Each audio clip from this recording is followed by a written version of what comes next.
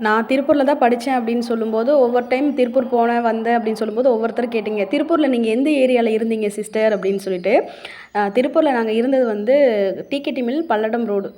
கணபதிபாளையம் ரோடுன்னு சொல்லுவாங்க. அங்க தான் இருந்தோம். இப்ப வந்து அம்மா அங்க இருக்காங்க. இப்ப திருப்பூருக்கு போகும்போதெல்லாம் அந்த பழைய ஞாபகங்கள்லாம் வருது. அந்த பழைய ஞாபகங்கள்லாம் வரும்போது, திரும்ப இங்க ஊருக்கு வர்ற மனசே வரமாட்டேங்குது. திருப்பூரவே இழந்த மாதிரி ஒரு ஃபீல் வருது. ஏன்னா 2004ல திருப்பூருக்கு போனது. அங்கேயே ஐக்கியமான மாதிரி திருப்பூரோடயே இருந்துட்டோம்.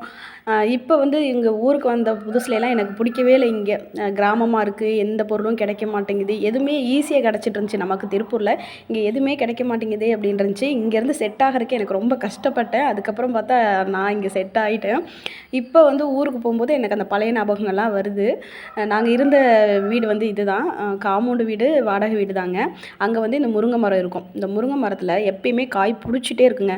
அப்பயா இருக்கட்டும், இப்பயா இருக்கட்டும். எப்பயுமே காய் புடிச்சிட்டே இருக்கும். ஒரு 100, 200, 300 காய்க்கு மேல கூட இருக்கும். அவ்ளோ காய் புடிச்சிட்டுருக்கும். இது வந்து வாடகை வீடு. அதுக்கு முன்னாடி ஒரு இடம் இருக்கு. அது வேற ஒருத்தவங்களோடது. அந்த இடத்துல தான் இதெல்லாம் இருக்கு. நம்ம வந்து யூஸ் பண்ணிக்கலாம் அந்த மாதிரி. சில பேர் அரசாணிக்காய் விதை கேட்டிருந்தீங்க. அரசாணிக்காய் விதை என்கிட்டயே இருக்குங்க. அங்க இருக்க அரசாணிக்காயெல்லாம் நான் அம்மாகிட்ட பக்கத்துல இருக்கவங்களுக்கெல்லாம் குடுத்துருங்கம்மா. நீங்க வேஸ்ட் பண்ண வேணாம். ஏன்னா ஒரு பீஸ் தான் குழம்பு வைக்கிறதோ, பொரியல் பண்ணுறதோ பண்ணுவாங்க. மத்ததெல்லாம் வேஸ்ட் ஆகும். அதனால அங்க இருக்கவங்களுக்கு குடுத்துருங்க. எனக்காக எடுத்து வைக்க வேணாம் அப்படின்னு சொல்லிட்டேன். இந்த கற்றாழை எல்லாமே 1 பீஸோ, 2 பீஸோ வந்து கத்தாழை கொண்டு வந்து வச்சது. எங்க அம்மாவுக்கு அல்சர் பிரச்சனை இருக்கு. அவங்களுக்கு ஜூஸ் போட்டு குடுக்கணும் அப்படின்ட்டு கொண்டு வந்து வச்சது. இப்ப வரைக்கும் அது பரவி, பரவி வளர்ந்துட்டே இருக்கு. இவங்க தான் எக்ஸ்ட்ரா வளர்ந்துட்டே போகுதுன்னு பறிச்சு, பறிச்சு தூர போடுறாங்க. அப்புறம் சில பேர் நாட்டு மாதுளையோட விதை கேட்டிருந்தீங்க. ஒரு 2 பழம் எடுத்துட்டு வந்திருக்கேன். அதுலேருந்து வேணா விதை எடுத்து குடுக்குறேங்க. அங்க இருக்கவங்க யாருமே சாப்பிட மாட்டாங்க. ஏன்னா இதோட விதை வந்து ரொம்ப ஹார்டா இருக்கும். அதனால சாப்பிட முடியாதுன்னு விட்டுருவாங்க.